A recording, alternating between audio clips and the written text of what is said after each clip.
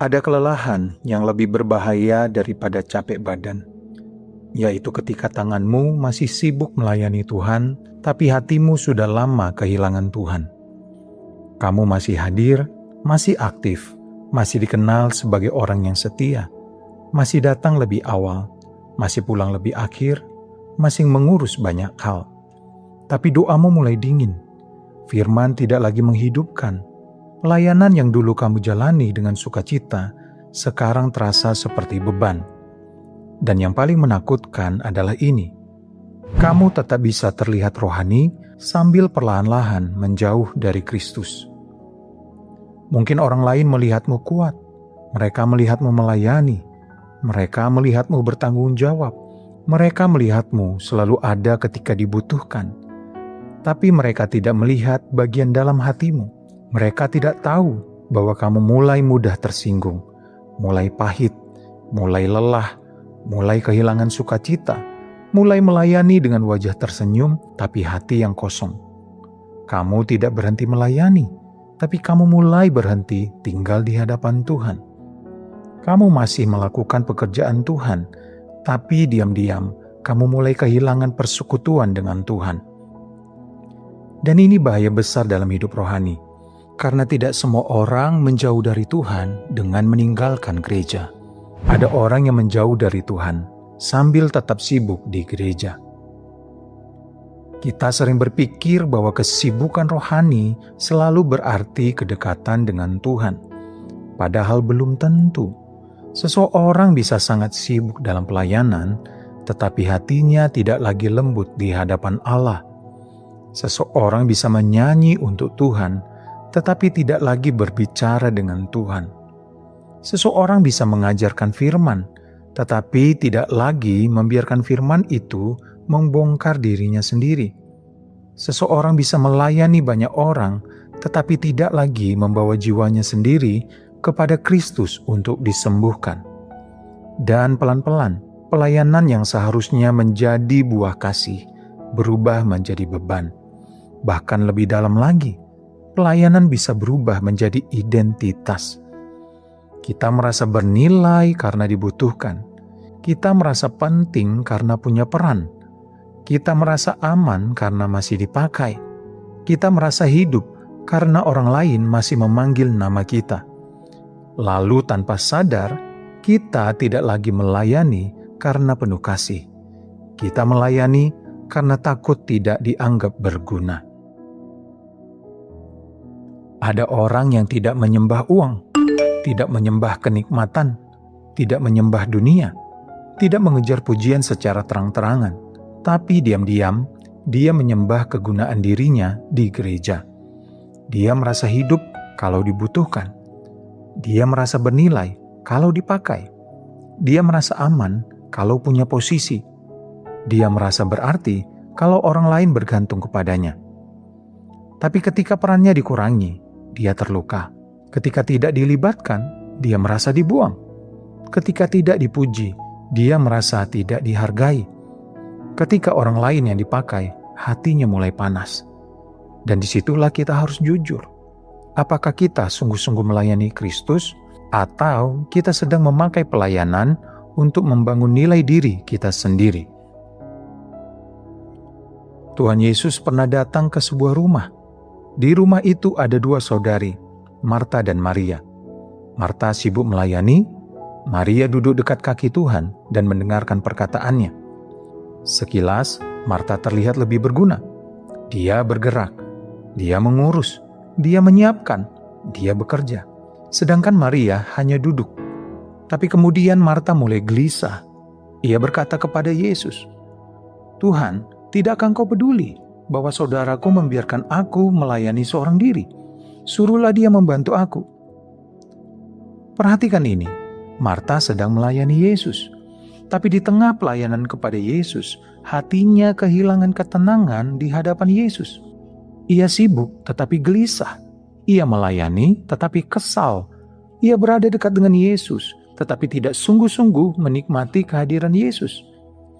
Dan Tuhan menjawabnya, "Marta, Marta, engkau khawatir dan menyusahkan diri dengan banyak perkara, tetapi hanya satu saja yang perlu. hanya satu yang perlu. Bukan berarti pelayanan Marta tidak penting.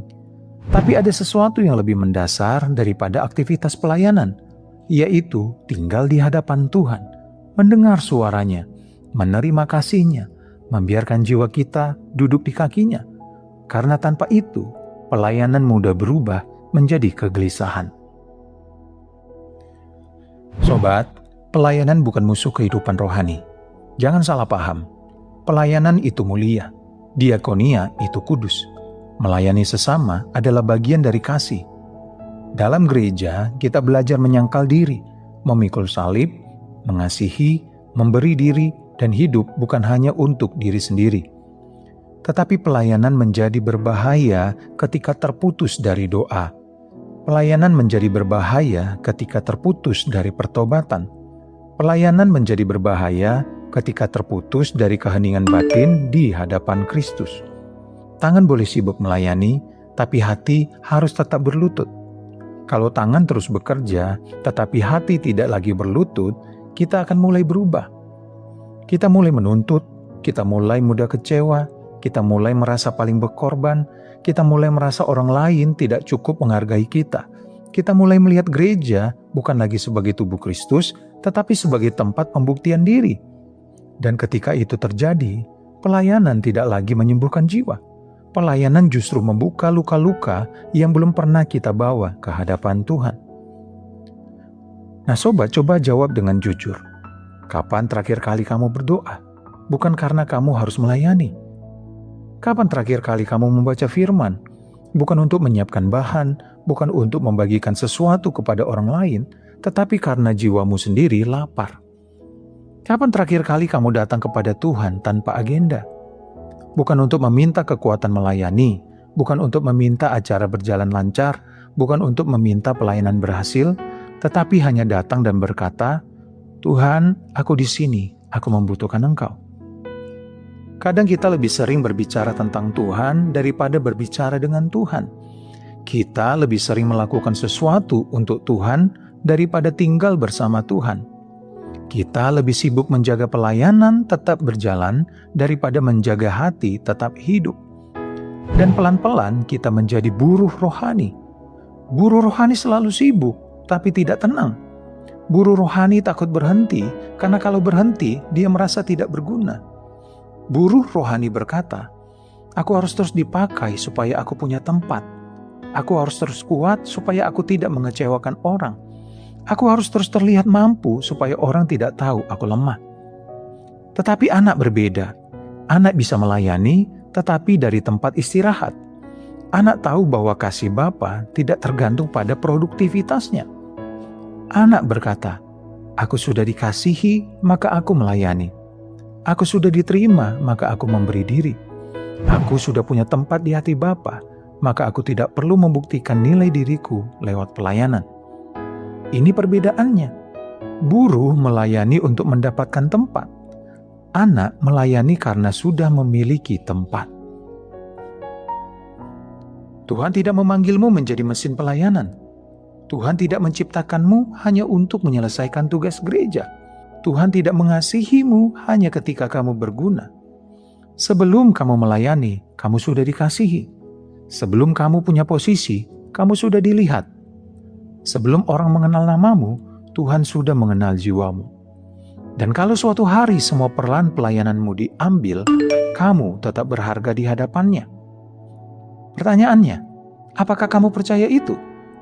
Atau selama ini, kamu merasa hanya dikasihi ketika kamu sedang berguna? Tuhan Yesus berkata di dalam Yohanes 15, "Akulah pokok anggur dan kamulah ranting-rantingnya. Barang siapa tinggal di dalam aku dan aku di dalam dia, ia berbuah banyak. Sebab di luar aku, kamu tidak dapat berbuat apa-apa." Perhatikan urutannya. Tinggal dulu, baru berbuah. Bukan berbuah supaya boleh tinggal, bukan bekerja supaya diterima, bukan sibuk supaya dikasihi. Tinggal di dalam Kristus, lalu buah itu keluar. Maka pelayanan yang sejati bukan dimulai dari kebutuhan untuk membuktikan diri. Pelayanan yang sejati lahir dari persekutuan dengan Kristus. Kalau ranting terpisah dari pokok anggur, ranting itu mungkin masih terlihat seperti ranting untuk sementara waktu. tapi ia akan mengering. Begitu juga dengan kita. Kita bisa tetap terlihat aktif untuk sementara waktu, tapi kalau kita tidak tinggal di dalam Kristus, hati kita akan mengering. Dan ketika hati mengering, pelayanan mulai kehilangan kasih. Yang tersisa hanya kewajiban, rutinitas, rasa bersalah, pencitraan, kemarahan yang ditahan, dan kelelahan yang tidak pernah selesai. Dalam hidup rohani, gereja bukan panggung untuk orang yang paling kuat. Gereja adalah rumah sakit bagi jiwa yang sakit. Kristus adalah tabib agung. Doa, puasa, pertobatan, pengakuan dosa, firman, liturgi, pelayanan, pengampunan, dan kasih kepada sesama, semua itu adalah jalan penyembuhan. Tapi jangan sampai kita sibuk menjadi perawat bagi orang lain, sementara kita sendiri menolak datang kepada sang tabib. Jangan sampai kita menolong banyak orang berdiri, tapi jiwa kita sendiri roboh karena tidak pernah dibawa kepada Kristus. Jangan sampai kita memberi nasihat kepada orang lain, tapi tidak pernah lagi membiarkan Tuhan menasihati hati kita. Karena pelayan Tuhan juga perlu disembuhkan. Orang yang melayani juga perlu menangis di hadapan Tuhan. Orang yang dipakai Tuhan juga perlu bertobat. Orang yang menguatkan orang lain juga perlu dikuatkan oleh kasih karunia. Mungkin selama ini kamu lelah bukan karena pelayananmu terlalu banyak. Mungkin kamu lelah karena kamu melayani dari tempat yang kosong. Mungkin kamu pahit bukan karena orang lain terlalu sulit. Mungkin kamu pahit karena kamu diam-diam menuntut pelayanan memberi sesuatu yang hanya Kristus bisa berikan. Pelayanan tidak bisa menjadi sumber identitasmu. Pelayanan tidak bisa menyembuhkan luka terdalam dalam jiwamu. Pelayanan tidak bisa menggantikan persekutuan dengan Tuhan. Pelayanan tidak bisa menjadi juru selamatmu. Kristuslah juru selamatmu. Dan pelayanan hanya akan tetap sehat kalau Kristus tetap menjadi pusatnya. Hari ini sobat, mungkin Tuhan tidak sedang berkata, kerjakan lebih banyak. Mungkin Tuhan sedang berkata, duduklah kembali di kakiku. Bukan berhenti mengasihi, bukan berhenti melayani, bukan lari dari tanggung jawab, tapi kembali ke sumbernya. Kembali ke doa yang jujur, kembali ke pertobatan yang lembut, kembali ke firman yang didengar bukan hanya untuk dibagikan, tetapi untuk ditaati. Kembali melayani bukan sebagai orang yang haus pujian, tetapi sebagai anak yang sudah dikasihi. Kembali berkata, Tuhan, aku tidak mau hanya sibuk untuk-Mu. Aku mau tinggal di dalam Engkau. Mungkin kamu perlu jujur hari ini. Tuhan, aku lelah. Tuhan, aku kering. Tuhan, aku mulai pahit. Tuhan, aku terlalu melekat pada peranku. Tuhan, aku takut tidak berguna. Tuhan, aku lebih sibuk menjaga pelayanan daripada menjaga hatiku di hadapan-Mu. Doa seperti itu tidak membuatmu lebih rendah. Justru itu awal kesembuhan. Karena Tuhan tidak menghina hati yang remuk. Ia tidak membuang orang yang datang dengan jujur. Ia tidak memadamkan sumbu yang pudar. Ia memanggil kita kembali kepadanya. Pelayanan yang sehat lahir dari hati yang tinggal di dalam Kristus. Bukan dari ambisi, bukan dari rasa bersalah, bukan dari kebutuhan untuk dipuji. Bukan dari ketakutan tidak dianggap berguna. Pelayanan yang sehat lahir dari kasih. Dan kasih itu tidak bisa diproduksi oleh kesibukan. Kasih itu diterima dari Kristus. Maka sebelum kamu kembali berdiri melayani, belajarlah duduk lagi di kaki Tuhan. Sebelum kamu berbicara tentang Tuhan, dengarkan Dia. Sebelum kamu mengurus banyak hal, bawa dulu jiwamu kepadanya. Sebelum kamu memberi kepada orang lain, biarkan Kristus mengisi hatimu lagi. Karena kamu bukan hanya pelayan, kamu adalah anak yang dikasihi.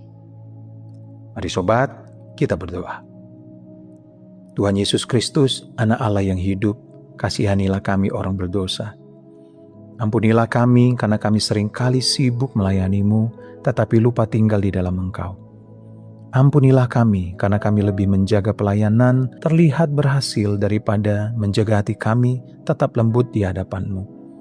Ampunilah kami karena kadang kami memakai pelayanan untuk mencari nilai diri, pujian, rasa aman, dan pengakuan.